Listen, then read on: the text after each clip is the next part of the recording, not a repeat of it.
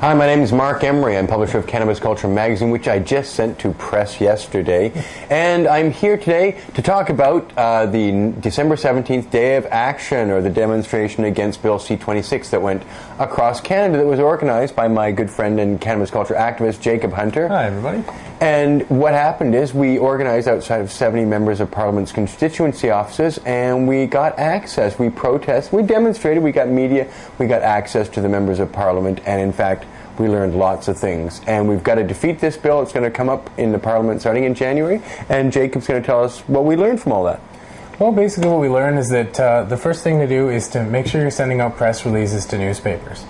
We were sending out press releases about 2 weeks beforehand, another 3 days before, another day of, and what that accomplished was getting an article in the Vancouver province before the protest had even occurred.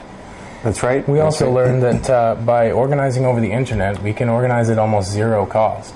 We just have to make sure we're diligent at answering our emails, and working really with Facebook, which is an amazing application, and MySpace. That's and right. Social networking. Many of these people were on Facebook that took to it. And we had blogs as well. We had 70 constituency offices demonstrated for 90 minutes in a variety of respectable outfits, literature, cards, placards, and what have you. And we met with 15 MPs across the country from all parties. Absolutely unprecedented. I can't recall actually meeting any member of Parliament ever in any rally, demonstration.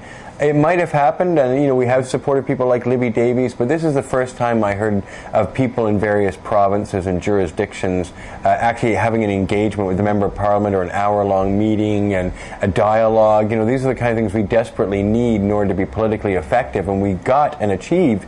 And the cost was perhaps $300 or $400 at tops. Essentially, yeah, just printables in local areas. So what our intention is to do this again. When do we have in mind? Sometime at the end of January? Sometime in the middle to end of January. End of January, to do the same thing again. And we want to emphasize that everybody who came and did a demonstration, even just one person, had a lot of fun. Yeah. They got to speak to the Member of Parliament in many cases. Yeah. In a lot of cases, one person, such as Nicole, was effective at shutting down an entire office for the rest of the James day. Moore ran away when he saw her with a placard, and they closed their office and said, "Be back tomorrow." But most people were, Keith Martin met with Keith Martin actually called to request to meet with the demonstrators. I know, so that is awesome. So now we're having this dialogue, and our next demonstration will be on a Saturday when the Member of Parliament will be there in their constituency office, probably the last Saturday in January. And we should probably say we also got a very positive response from all members of the NDP, who supported not only the protest, but also came out in opposition to the bill.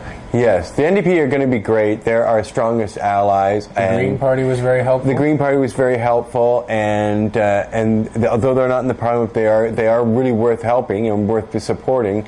The NDP members in Parliament have been great, and a few Liberals. Keith Martin, particularly, has been supportive. Mark Holland met with one of his constituents as well as part of the protest. And Mark Warara, a conservative guy out in Langley, met with people. Rick Kaysen met with Tamara Cartwright out in Lethbridge. I know, it's so awesome. There. All these and they all feel very empowered. The important thing is I can't believe they all got a really respectable meeting. Yeah. So we can be seen respectably, and nobody smoked pot in any of these demonstrations. There was no known, and that got us access. We didn't intimidate them by smoking pot. Pot smoking is intimidating in a group context. If you're seen as an upholder of law and order, you cannot be seen with pot smokers. But we got access this time, and I think because the pre-advanced publicity said we weren't smoking pot. Exactly. That we were going to be looking for a political dialogue. So to wrap up, we're going to pick the last Saturday in January? Yeah, the last Saturday in January. We're going to be outside of all of our MPs' offices again. Specifically, we ask our Conservative members why exactly they are choosing to support this bill, and why some of them run away from us when we want to talk to them. Yeah, and what's the science behind prohibition that shows it's worth it's good for Canadian society if they put the pot people in jail? Where is the science that shows that? They sure make a lot of assertions. They say a lot of things, but they don't have any proof, and we just want some proof from them. So please, if any of Conservatives happen to see us, we would love to see some proof that prohibition works. So we think the demonstration day of December 17th worked really well. It was low cost. past, an individual could have a great deal of impact and did have impact in all these communities. And we hope that the 70 ridings that had a demonstration have empowered everybody else, because we still need 308 ridings to be represented. And so our target for that last Saturday in January is 308 ridings across Canada. So contact Jacob. What's your email? Well, Jacob at yprohibition.ca is probably, or Jacob at cannabisculture.com. Okay, great. See you for the next demonstration.